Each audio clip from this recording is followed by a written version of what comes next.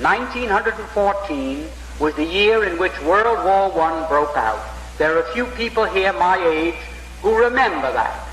Now, that war was waged on one side by Great Britain, France, and Russia, and on the other side by Germany, Austria-Hungary, and Turkey.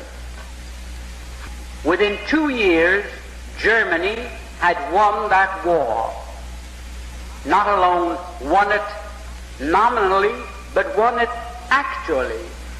They offered England a negotiated peace on what the lawyers call a status quo ante basis. That means let's call the war off and let everything be as it was before the war started.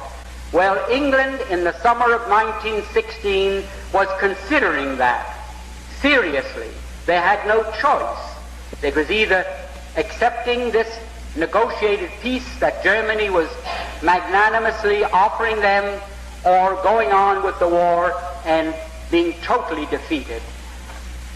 While that was going on, the Zionists in Germany, who represented the Zionists from Eastern Europe, went to the British War Cabinet and they said, look here, you can yet win this war.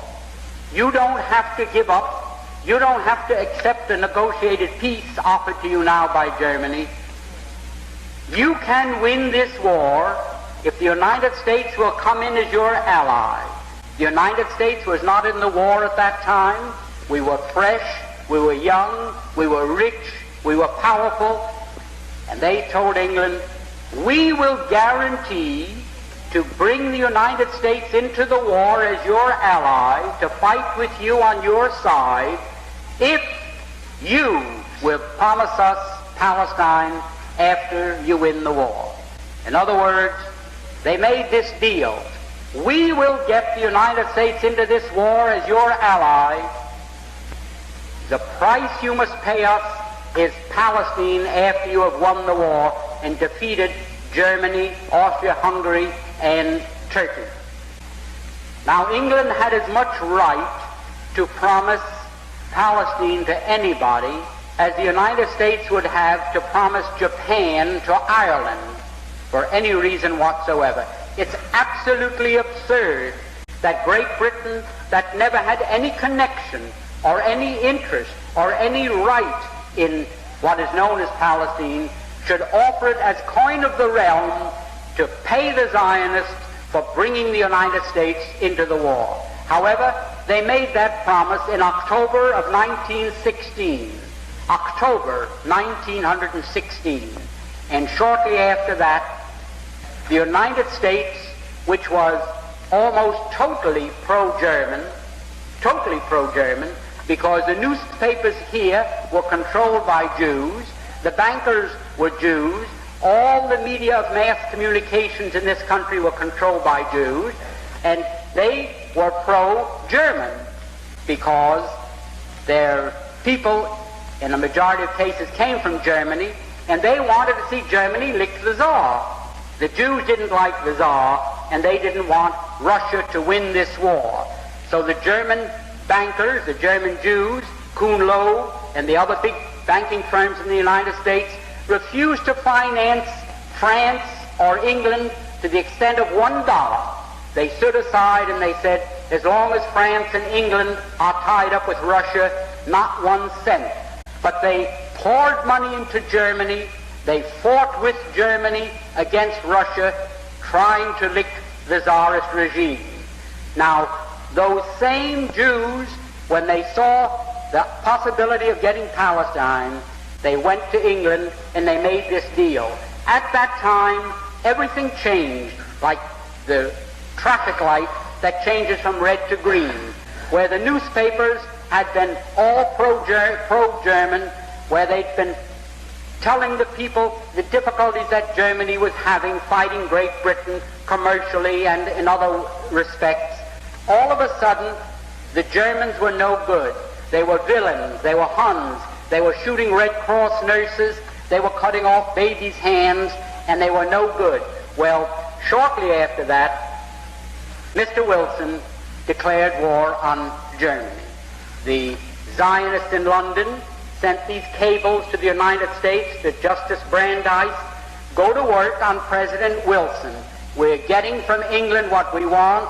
Now you go to work, and you go to work on President Wilson and get the United States into the war.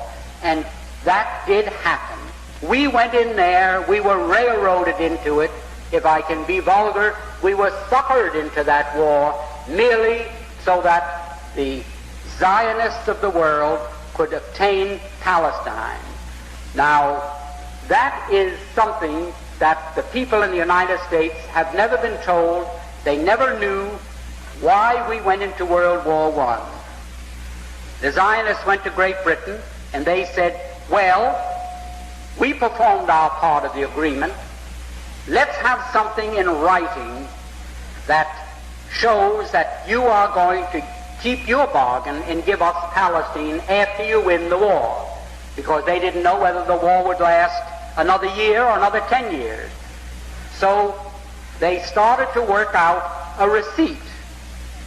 The receipt took the form of a letter, and it was worded in very cryptic language so that the world at large wouldn't know what it was all about.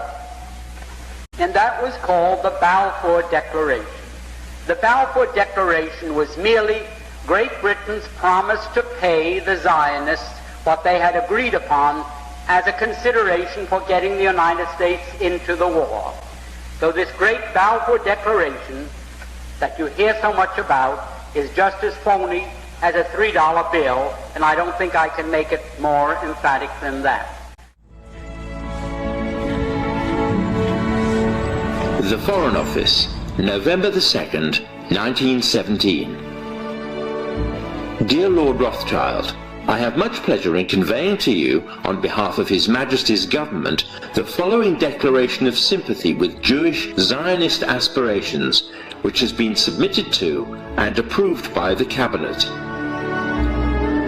So it's possibly the most famous letter in modern Jewish history, and it begins with 3 words: Dear Lord Rothschild.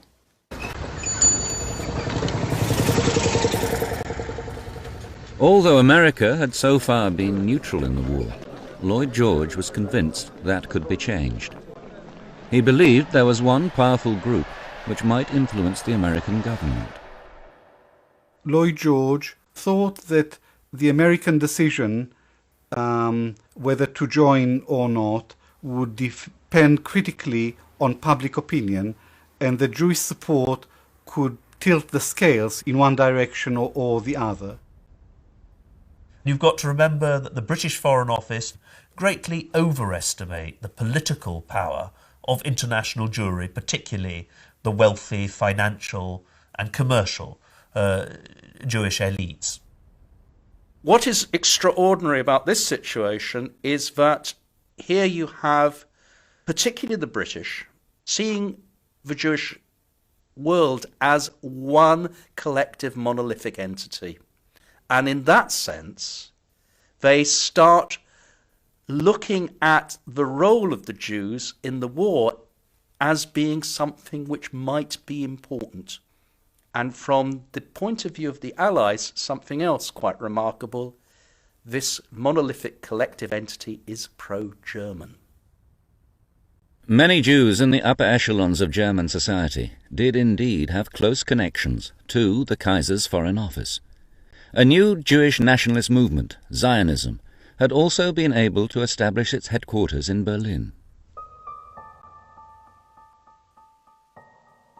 Winston Churchill's ties to the Jewish people started long before he was born. In 1841, a distant relative, Colonel Charles Henry Churchill, had created the first political plan for a Jewish homeland in Palestine, 50 years before Zionist leader Theodore Herzl.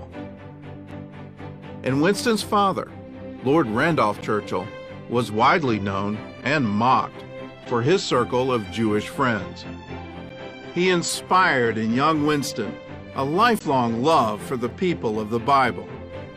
Among Randolph Churchill's closest friends were members of the Rothschild banking dynasty, as well as the prominent Jewish banker Sir Ernest Cassel. When Lord Randolph died, it was his Jewish friends who looked after his son, The Rothschilds helped Winston get a job, while Castle managed his finances for the rest of his life, free of charge. A Zionist leader with whom Churchill would share a lifelong friendship. Chaim Weizmann, a Jewish chemist from Russia, who later became the first president of Israel. He was instrumental in lobbying the British government for a Jewish homeland, and his efforts resulted in the Balfour Declaration of 1917. At the San Remo Conference in 1920, the British were given a mandate to enforce the Declaration and create a Jewish state in Palestine. The man they put in charge of that task was Winston Churchill. In 1941, just to end this, it becomes very interesting indeed because the Weizmann papers, which are the papers of Chaim Weizmann, who was the first president of the State of Israel, and he was the leader of the international Zionist movement throughout World War II. The Weizmann archives, foolishly or wisely, gave me complete access to all the Weizmann correspondence with Churchill. And in the Weizmann archives, all Churchill's correspondence with Weizmann throughout the war years and before the war, and all his notes on his meetings with Churchill. And I'm only going to mention one of those letters here. It's a letter written by Chaim Weizmann, the leader of the Zionist movement, at that time living in the United States, to Winston Churchill in September 1941, 3 months before Pearl Harbor, when Churchill is frantically trying to claw the United States into his war, because that's his only salvation. And Weizmann writes to Churchill a letter which he says, "Mr. Prime Minister, unless you grant us what we want, which is the creation of a Jewish army in the Middle East, with our own arsenal and our own weapons and our own uniform and our own flag, unless you grant us what we want, then you are not going to win us over. And let me tell you what we will do if you do grant us what we want. If you grant us our wishes, then we will act on your behalf in the United States. And remember, Mr. Churchill," he writes in this letter, "remember, we are the only powerful, unified bloc in the United States which solidly backs the British cause in this war." September 1941. Everybody else is basically isolationist. We are the only ethnic, unified group which solidly backs the British cause. We are the only people who are in the position to bring the United States into this war. We did it in the last war, and we can do it again.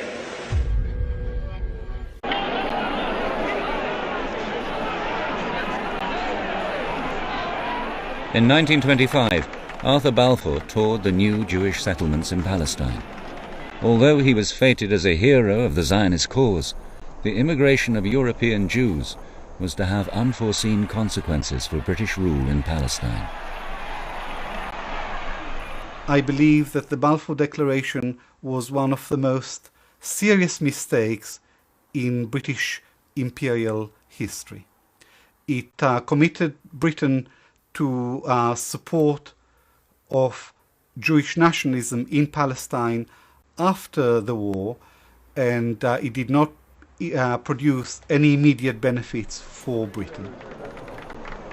Without the Balfour Declaration, there could have been no genuine development of a Jewish national home, and the follow-through in 1948, where you get the creation of a State of Israel, simply would not have happened. It requires the umbrella of the British to be there, in effect, to support the emerging Jewish national home, militarily at the bottom line. The very fact that there are British troops, British policemen there to protect the Jewish communities is ultimately central to the situation. It could not have been done in any other way.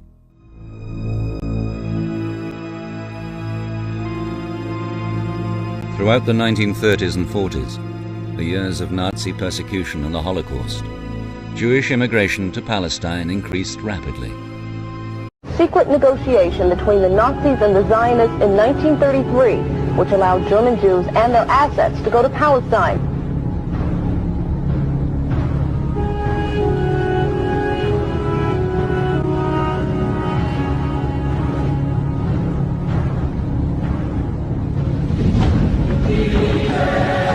A group of Zionists at the same time was quietly negotiating an agreement with the Nazis to allow the immigration of German Jews and the transfer of their assets to Palestine.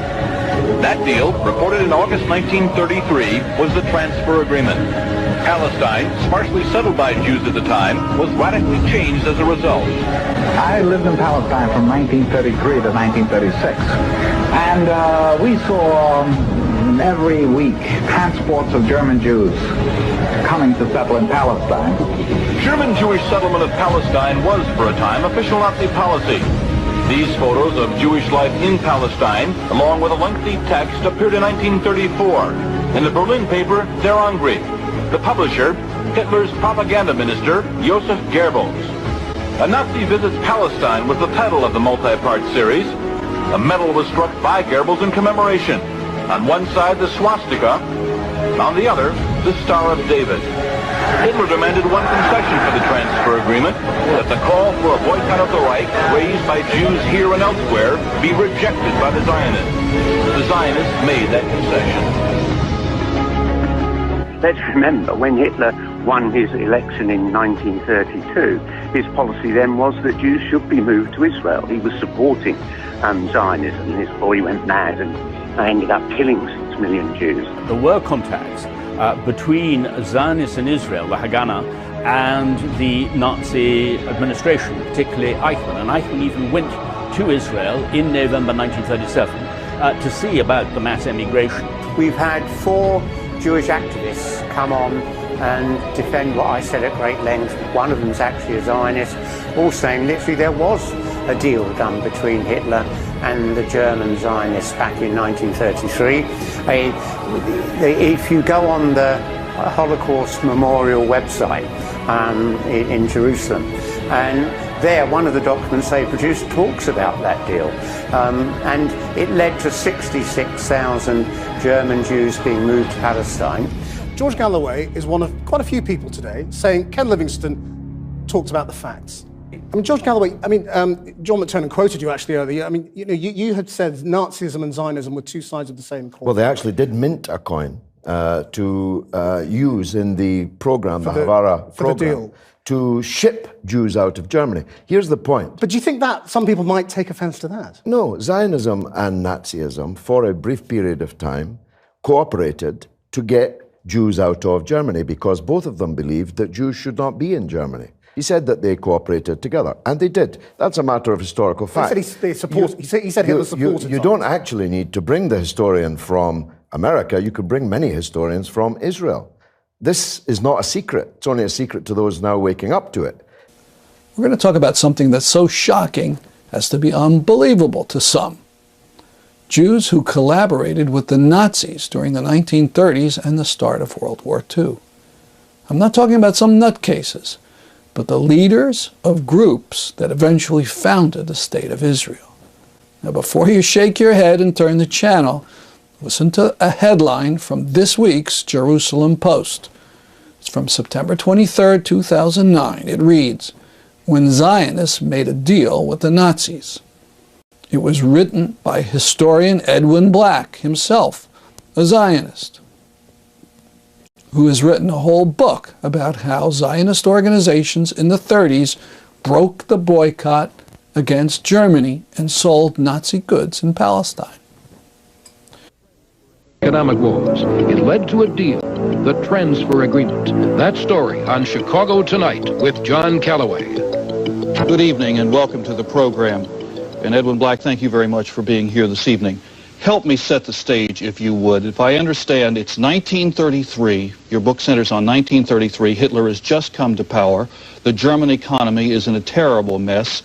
It is really threatened by the prospect of a worldwide Jewish boycott because Hitler hasn't wasted any time going to work on the Jews inside Germany, punishing them in all sorts of ways. And then, as a result of this, and we're jumping way ahead, a deal is struck, which you call in your book the Transfer Agreement. Give us a capsule of what that was, and then we'll work our way backwards. In exchange for the transfer of Jewish people and money from Germany to Palestine, the Zionists agreed to sabotage the boycott, which threatened to topple the Hitler regime in the first year. so that it is a deal with the devil, in effect, and it divided badly the Jewish world. It is an extraordinary irony in one of the telling stories of the transfer agreement, how an organization and a movement within Germany that represented just 1 or 2% of the community became the custodian of the entire... Zionism only represented 1 or 2% of the Jewish population of 600,000 in Germany, you're saying? According to its own best estimate. Would a Jewish state, would the state of Israel exist if this deal hadn't gone through? Without the continuing economic relationship between the Third Reich and the Zionist movement, it seems doubtful that there would be a state of Israel as we know it today. Coincidentally enough, Lenny Brenner, a historian who specializes in this period, has just released a paperback edition of his book, 51 Documents, Zionist Collaboration with the Nazis. I interviewed him about it in New York City in August. You've written 3 books that detail collaboration by major Zionist organizations with Mussolini's fascists and Hitler's Nazis. Is that right? Yes. So what the Zionists and the Nazis did was they worked out a deal where instead of sending the money out over the border, that a Jew would hand over, let's say, 100,000 Reichsmarks. I'm just being arbitrary, 100,000 Reichsmarks to the Nazi government, and the Nazi government would then ship 80,000 Reichsmarks worth of, let's say, steel pipes to Palestine, where the Zionists would then sell the pipes to themselves, to the Arabs, whoever they could, and then give the money to the emigre Jew when he arrived in Palestine. So it was cheaper for the Jew to go out that way than to get nicked for more money going to New York. Well, that sounds nice, but weren't other Jews then demanding that people not buy any German product? Of course. What this meant was that the Zionist movement was breaking what you might call the automatic, spontaneous boycott of German goods by Jews all over the world. They actually were selling things like steel pipes and stuff like, whatever the Germans shipped them, they were selling them all over the Middle East. To make matters worse, in 1937, the Haganah, which was the underground militia of the labor Zionists, who were the dominant element in the World Zionist Organization, sent a guy by the name of Feivel Polkus to Berlin to negotiate over the Haavara with the Nazis. And and as it happened, the Nazi who was assigned to negotiate with him was Adolf Eichmann. Okay, who later transports millions of Jews to their death. Yeah, of course. I mean, he is Mr. Holocaust, so to speak. Okay, but at any rate, what happened was that Polkus invited Eichmann to Palestine to visit the Zionist kibbutzes, etc., etc. So he gets to Palestine. He's there for a day when the British realize, who is this guy, and they kick him out, okay? So he and Polkus go to Cairo, and again, they start negotiating. Now, what Polkus told him was, look, if you make the Haavara Transfer Agreement even more favorable to us, I'll spy for you. I'll try to locate oil in the Middle East for you. Now, we know this because Eichmann, being a good German bureaucrat, he wrote it up. And after World War II, the Americans, when they captured Germany, found the documents. Now, there's a lovely detail. This is fantastic, but I want to move along. Isn't there a medal in there somewhere? Yes. In fact, the medal is from a slightly earlier period. Eichmann worked for a guy that the SS had a specific quote, Jewish office. In other words, an office that specialized in messing over the Jews, okay? And the guy in charge of it was a guy named Baron Itzelder von Mildenstein.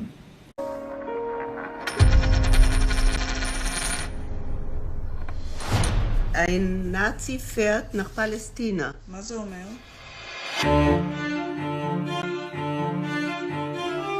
What is Nazi propaganda doing in my grandparents' flat? זו פרשה מאוד מוזרה, הם נסעו כציונים ביחד עם נאצים. הגרמנים רצו להתפטר מהיהודים, הציונים רצו לעלות אותם ארצה. For the first time, I have a past, but in that past, I keep finding one name over and over again. Von Mildenstein. I'm the grandson of Kurt and Gerda Tuchler. היה להם חבר שהיה קצין נאצי, von Mildenstein. In a sleepy suburb in a city I never heard of lives the Nazi baron's daughter. Was your father working with Goebbels? According to this gentleman, yes, but there's absolutely no proof, no nothing. אדולף אייכמן נלכד, אחת המפלצות הנוראות שבכל הדורות בידי יהודים. הוא התייחס אליו כמו אל המייסטר שלו. Wo keiner gerne hörte, dass jemand bei der SS gewesen war. They just didn't believe it. אתה תלך לחבר ששמעת שאבא שלו היה רוצח ותספר לו אבא שלך היה רוצח? הוא לא יודע מזה. כשאנחנו עושים את זה, מגלים את כל הסודות ומה את מרגישה כלפיה. אני חושבת שהייתה קצת אומרת לי, זה לא עניינך.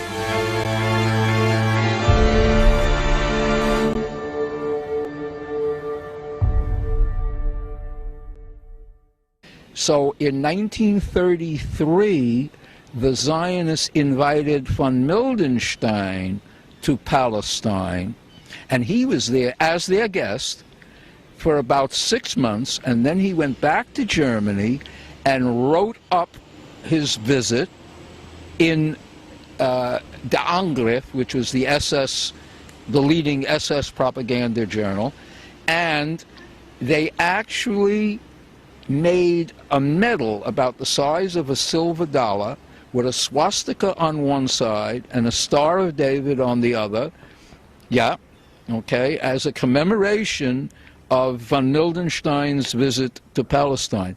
Now, Eichmann, as I say, he went to Palestine in 1937. He started as von Mildenstein's disciple. And von Mildenstein had Eichmann learn Hebrew, okay? Now, whenever I tell that to Jews, most of them burst out laughing, because the one thing about Judaism that is least popular among Jews is having to learn Hebrew. You understand? So the idea of Eichmann, Adolf Eichmann, studying Hebrew sounds like a joke, you know, except that it was real. I mean, we have some stunning stuff here, breaking the boycott against Hitler, bringing von Mildenstein, bringing Eichmann. Want to talk now about Hitler's buddy, Mussolini. Okay. What kind of relations did some Zionists have with him? Right. And what literally happened was that they had about, over a period of about a year or so, 130 guys trained on ships and so on by Mussolini. I don't mean, and they literally, Mussolini came, when they opened up their squadron at his academy, he came, you know, as a sign of, you know, his friendship, etc., and they wrote it up, and their report on their squadron at Civitavecchia is in the book. And who is the political heirs in modern Israel to Jabotinsky's people? Literally, Bibi Binyamin, that's the Hebrew for Benjamin, Bibi Netanyahu. His father, Netanyahu's father, was Vladimir Jabotinsky's secretary. Okay, so in other words, this ain't no secret, you know, he can't say, I didn't know.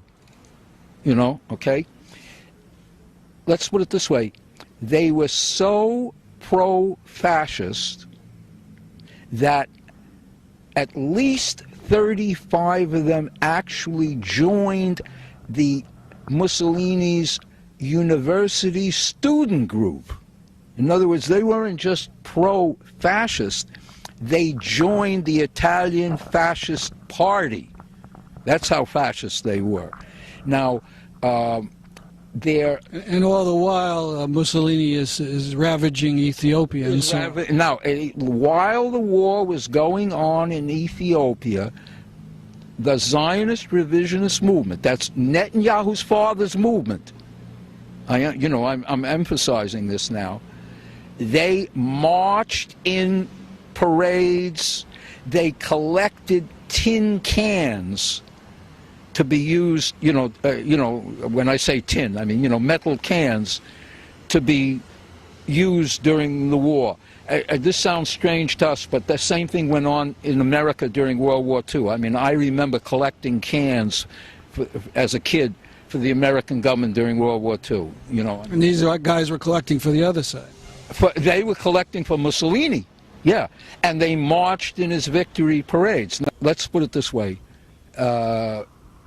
One of the most shocking things about today's Zionism is how ignorant 99 out of 100 Zionists are about the history of Zionism. All right? Trust me, all you got to do is go ask 100 Zionists, what about the Zionist revisionists in Mussolini's Naval Academy, and they'll open them. What the hell are you talking about? Because, let me put it this way, the Zionist scholars talk about it, buried away in the scholarly works. Like I said that Kastner sent an affidavit on behalf of a Nazi to Nuremberg to get him off, prevent him from being executed. Another Zionist scholar found out that he sent affidavits on behalf of 7 Nazis.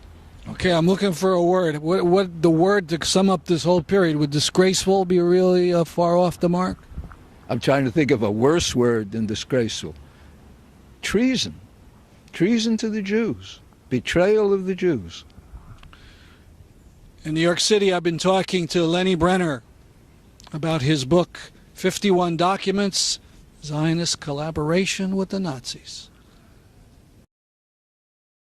The Nazis would not be an exception to this anti-Semitic chain of pro-Zionist enthusiasts. Indeed, the Zionists would strike a deal with the Nazis very early in their history. It was in 1933 that the infamous transfer or Haavara agreement was signed between the Zionists and the Nazi government to facilitate the transfer of German Jews and their property to Palestine, and which broke the international Jewish boycott of Nazi Germany started by American Jews. It was in this spirit that Zionist envoys were dispatched to Palestine to report on the successes of Jewish colonization of the country. Adolf Eichmann returned from his 1937 trip to Palestine full of fantastic stories about the achievements of the racially separatist Ashkenazi kibbutzes, one of which he visited on Mount Carmel as a guest of the Zionists. Despite the overwhelming opposition of most German Jews, it was the Zionist Federation of Germany that was the only Jewish group, and it was a minority group, that supported the Nuremberg Laws of 1935, as they agreed with the Nazis that Jews and Aryans were separate and separable races. This was not a tactical support, but one based on ideological similitude. It is this shared goal of expelling Jews from Europe as a separate, unassimilable race that created the affinity between Nazis and Zionists all along. This is a fact, and this is one of many, many facts, how the Zionists thwarted the efforts. More interesting that they colluded with the Nazis at the beginning, because the Nazis wanted the Jews out.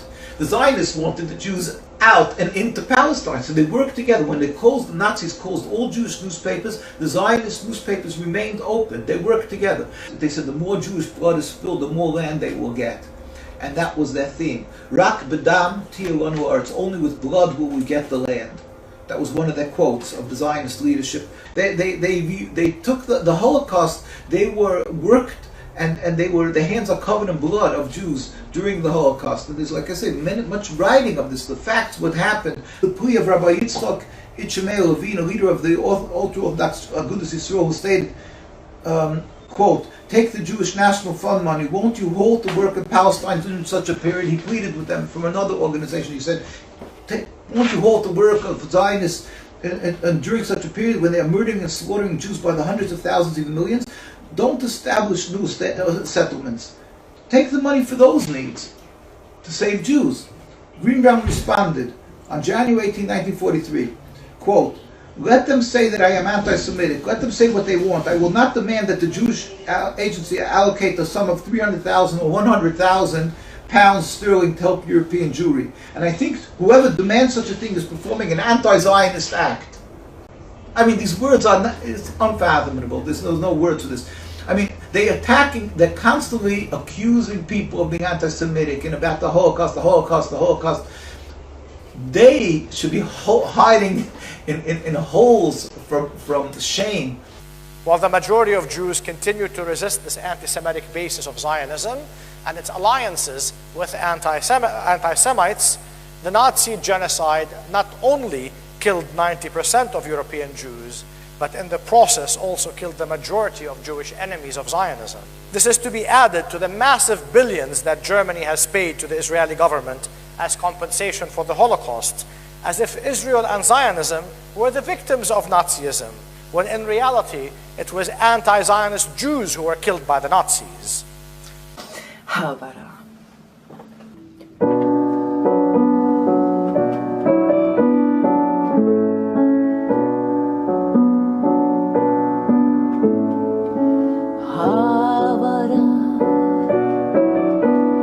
Transfer agreement, contract signed in 1933. Haavara,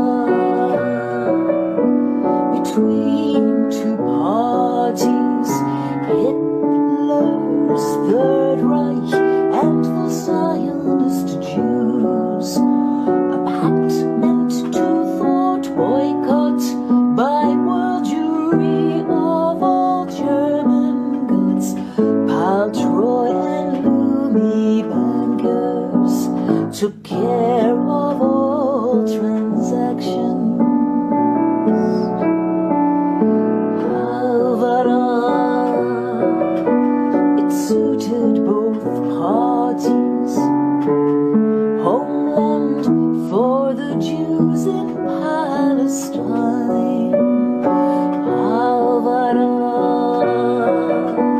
But not all were chosen. Only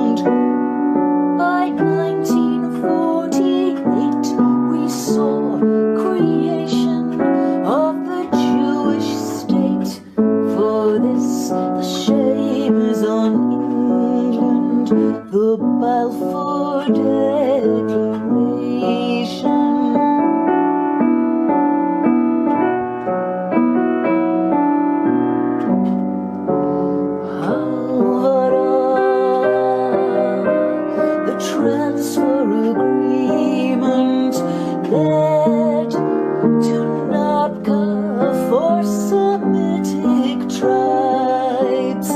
Haavara, their land was stolen, outright breach of Article 49. The olive groves burned and destroyed, whole villages were massacred through endless bloodshed and violence. Dear Yassin, we remember. Haavara, an unknown chapter. Public knowledge is as rare as gold. Haavara, brushed under the carpet, awkward facts remain in silence untold. Then one day, not so long ago, truth spoken by Ken Livingstone, the media is denying. Edwin Black is lying. Shoah. 8 decades later, ethnic cleansing, occupation and war. Hasbara, the West Bank and Gaza, concentration camps and refugees. The intifada must go on. Let freedom fighters take